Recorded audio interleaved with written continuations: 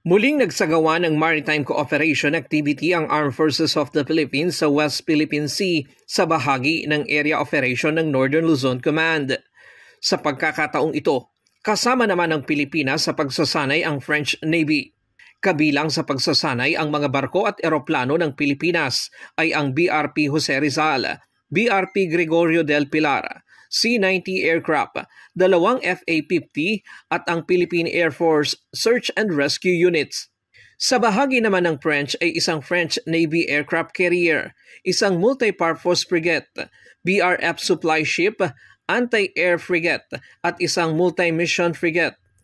Sumentro ang pagsasanay sa Communication Check Exercise, Division Tactics, Officer of the Watch Maneuver, Photo Exercise, Replenishment at Sea, Personnel exchange gamit ang rigid-hulled inflatable boats, anti-submarine warfare exercise at dissimilar aircraft combat training.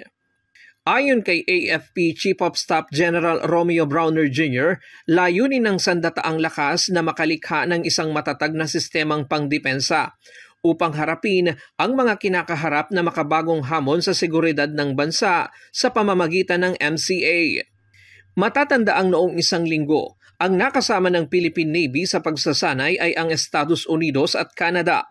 Pero nauna dito, noong February 5, nagsagawa ng Multilateral Maritime Cooperative Activity ang Pilipinas kasama ang Defense Force ng Australia, Japan at Estados Unidos. Ang sunod-sunod na pagsasanay kasama ang mga bansa na may kaparehong layunin ay nagpapakita ng lumalawak na atensyon sa pagtugon sa seguridad sa West Philippine Sea. Layunin nitong palakasin ang interoperability at defense capability ng magkakaalyadong bansa